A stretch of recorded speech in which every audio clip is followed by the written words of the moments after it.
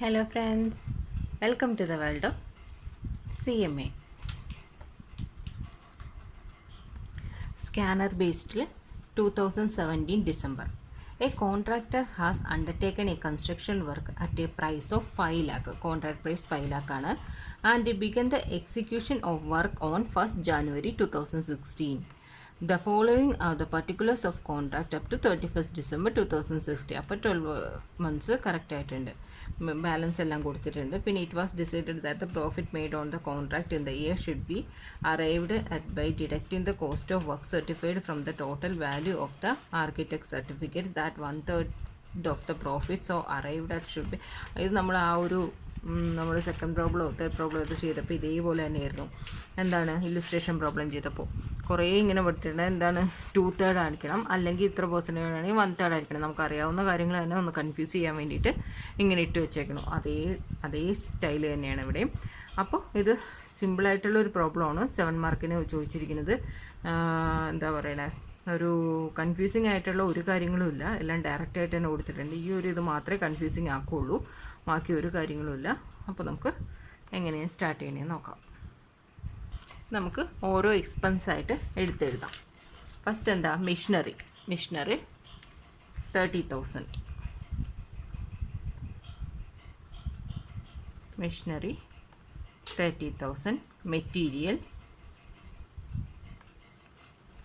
1,70,698, wages 1,40,750.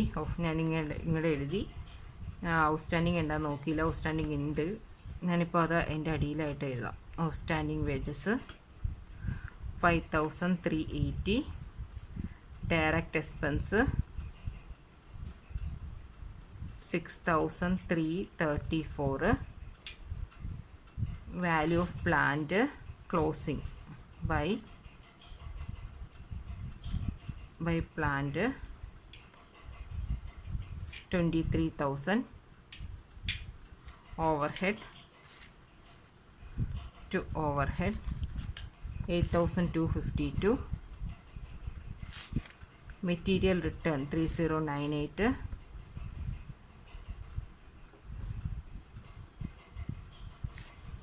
work certified 3,90,000,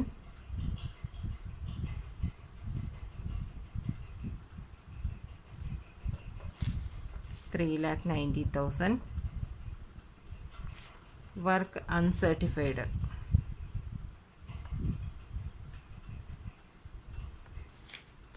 9,000, material 3,766,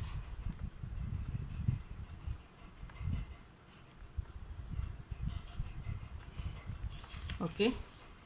അപ്പോൾ എല്ലാം ആയിട്ടുണ്ട്. ഇനി നമുക്ക് നോഷണൽ പ്രോഫിറ്റ് കണ്ടിട്ട് എന്താണെന്നുള്ളത് ഡിസൈഡ് ചെയ്യാം.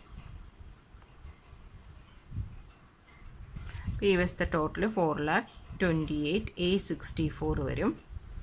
ഇനി നോഷണൽ പ്രോഫിറ്റ് എത്രയെന്ന് നോക്കാം.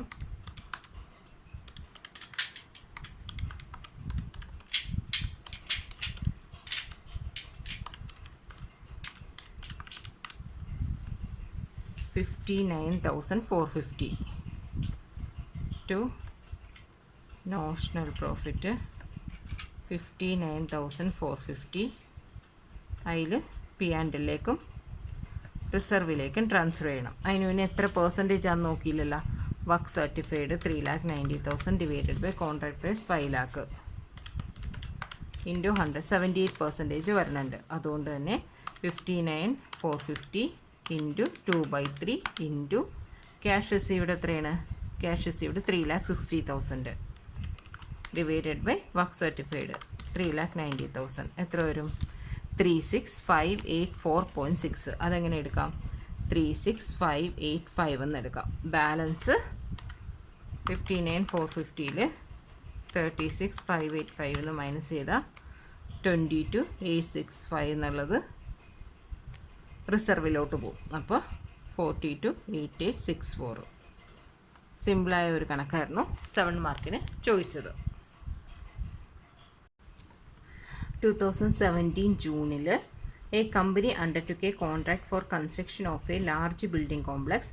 The construction work commenced on 1st April 2016 and the following data are available for the year ended 31st March 2017. എല്ലാം കോൺട്രാക്ട് പ്രൈസ് വർക്ക് സർട്ടിഫിക്കറ്റ് അങ്ങനെ എല്ലാം ഇതും കൊടുത്തിട്ടുണ്ട്. ഇനി contractor owns a plan which originally cost 20 lakhs and has been continuously in use only in this contract throughout the year. ഈ കോൺട്രാക്റ്റിൽ മാത്രമേ ഉപയോഗിച്ചിട്ടുള്ളൂ. Residual value of the plant after 5 years of life is expected to be 5 lakhs. Straight line method of depreciation in use. As on 31st March 2017, direct wages due and payable amounted to 2,70,000 and material site estimated 2 lakh. Prepare contract account for the year ended. Compute amount of profit and loss, profit or loss to be taken to the profit and loss account for the year ended. Okay.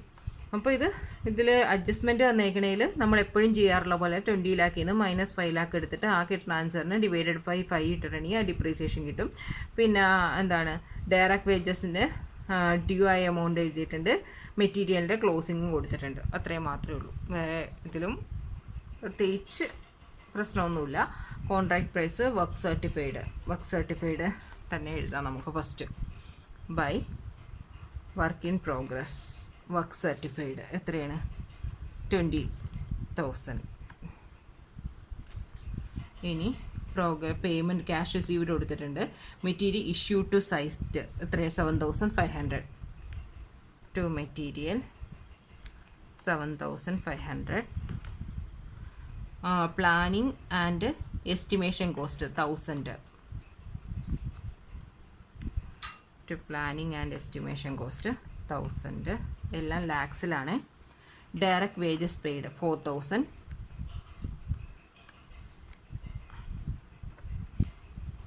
Material return from site 250.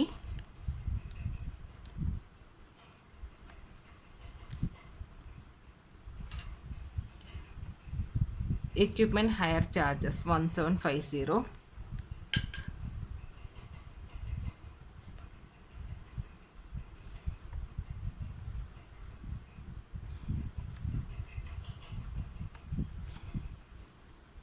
wages related cost 500.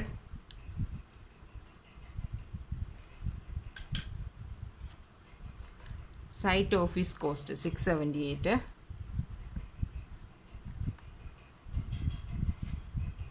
Head office expenses 375.